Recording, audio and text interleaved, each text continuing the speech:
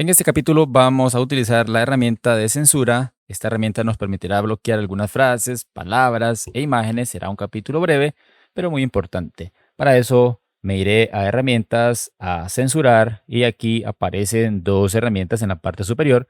La primera lo que hace es esterilizar el documento, es decir, bloquea, elimina los campos rellenables y vuelve el documento a su estado normal de cuando lo trajimos a Acrobat.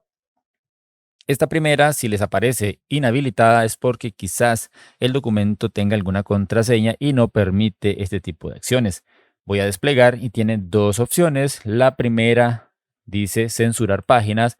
Aparece esta ventanita y aquí tenemos que indicarle a Acrobat qué es lo que vamos a bloquear o censurar. Si es la página actual o si no tenemos que marcar el intervalo de páginas, de la 1 a la 3, de la 1 a la 10, de la 1 a la X página, etcétera. Le voy a dar en cancelar, porque no lo vamos a hacer en este momento. Luego tenemos la segunda opción, buscar texto y censurar.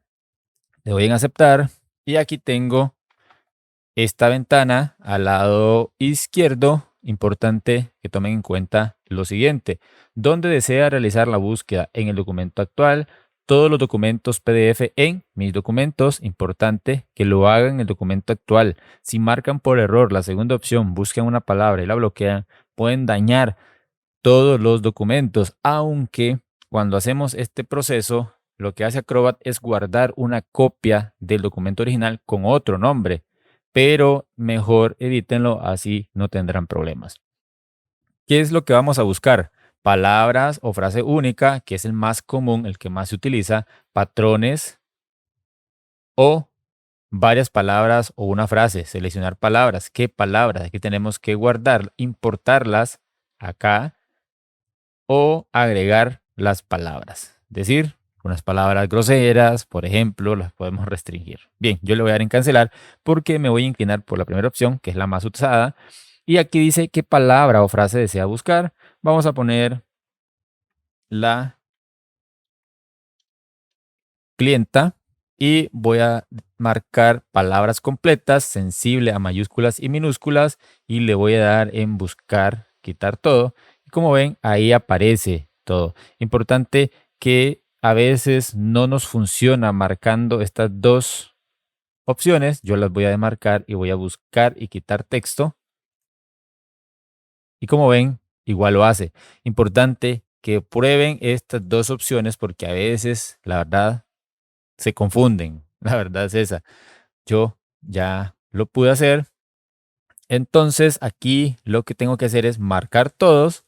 Ahí las marco todas.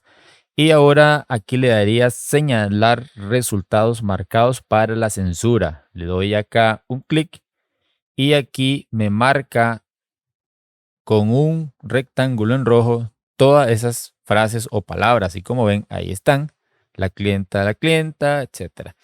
Aquí yo le daría en aplicar y se guardaría el documento con un nuevo nombre.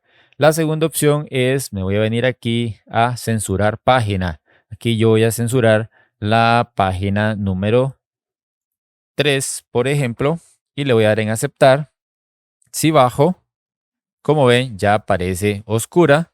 Voy a cerrar esto y voy a darle en aplicar. Cuando le dé aplicar, se abre esta ventanita, me advierte, le doy continuar y aquí me le ha puesto un nombre diferente. Al final dice guión bajo censurado y le doy en guardar. Cuando le doy en guardar, yo puedo cerrar este documento.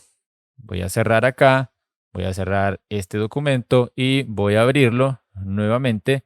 Se van a dar cuenta que ya aparece censurado. Voy a minimizar y de hecho me ha esterilizado los campos rellenables. No me los respetó, ahí están. Y la palabra que les mencioné que bloqueamos no aparece, ahí está bloqueada. Y la página número 3 también está censurada. Eso es todo en este capítulo. Como ven, tiene sus ventajas hacer esto si queremos bloquear palabras que no necesitamos.